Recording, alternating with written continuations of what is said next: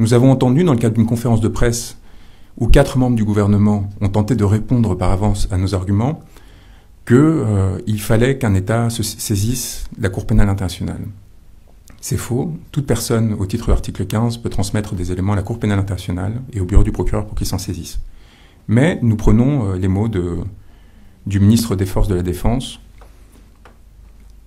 Nous le prenons au mot et nous lui demandons de saisir lui-même la Cour pénale internationale. Que le Sénégal, s'il est le pays des droits de l'homme, comme il le réaffirme, si ce régime respecte, comme il le dit, le statut de Rome et les conventions internationales, qu'il aille sans crainte saisir le bureau du procureur pour laver son image et son honneur. Qu'il tente, et l'on verra alors quelle sera la réaction, et si en effet des crimes contre l'humanité ont ou non été commis. Et je note que ce ministre n'a pas nié l'existence de crimes, mais a tenté simplement de justifier qu'ils n'étaient pas assez graves pour saisir la Cour pénale internationale. Je pense que les images qui sont diffusées en ce moment derrière moi, de par leur nombre, de par ce qu'elles montrent, suffisent à comprendre à quel point cette position est absurde. Par ailleurs, un argumentaire juridique détaillé, que nous laisserons en accès libre, permettra de démontrer que nous atteignons sans aucune difficulté le seuil de gravité qui est requis par la Cour. Je souhaiterais vous partager quelques noms de personnes qui sont responsables des faits que vous êtes en train de voir derrière cet écran. Nous avons aujourd'hui identifié 112 suspects sur l'ensemble de la chaîne de commandement que nous avons reconstituée. Parmi ceux-ci, je voudrais commencer par un compatriote, M. Khaled Belabad, conseiller technique auprès du ministre de l'Intérieur. Le 6e, CT6. M. Belabad a été dépêché par la France auprès du ministre de l'Intérieur afin d'assurer quelque chose qui est en place depuis la décolonisation, c'est-à-dire une coopération technique qui permet à la France de suivre en direct les actions du gouvernement sénégalais, d'être informé de toute décision qui est prise au cœur du pouvoir et de l'appuyer ou au contraire de tenter de la censurer. Aujourd'hui, la France n'a rien fait pour éviter les massacres dont on parle.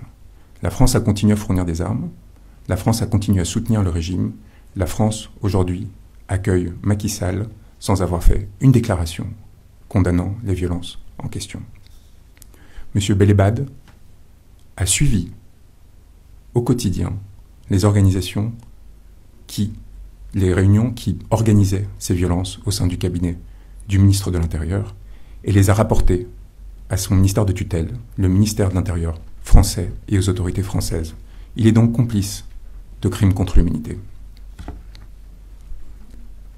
M. Jean-François Gaume, colonel, a joué le même rôle au sein de la gendarmerie sénégalaise, auprès de M. Moussa Fall, haut commandant à la gendarmerie nationale. Il est complice de crimes contre l'humanité. Au sein de la présidence de la République, M. Macky Sall a mis en place un système qui s'appuyait d'un côté sur l'utilisation de forces de l'ordre légales, dont nous parlerons, et d'un autre côté sur l'organisation de ce que l'on appelle des nervis, c'est-à-dire des forces miliciennes, paramilitaires, financées par le gouvernement et par ses fonds spéciaux pour maintenir l'ordre, selon ces termes, pour commettre des crimes contre l'humanité. Il s'est appuyé sur un premier cercle d'intimes, en particulier Mariam Faisal, sa femme, et Amadou Sall, qui ont organisé le recrutement et le financement de ces nervis. Ils sont responsables à titre principal de la commission de crimes contre l'humanité. Au sein de cette présidence, Meïssa Sélé Ndiaye, aide de camp, a participé à l'organisation de ces faits, aux côtés notamment d'un certain nombre d'individus, dont Abdoulaye Sall, dit Ley Kara, le chauffeur du président, qui faisait le lien avec les organisations de nervis.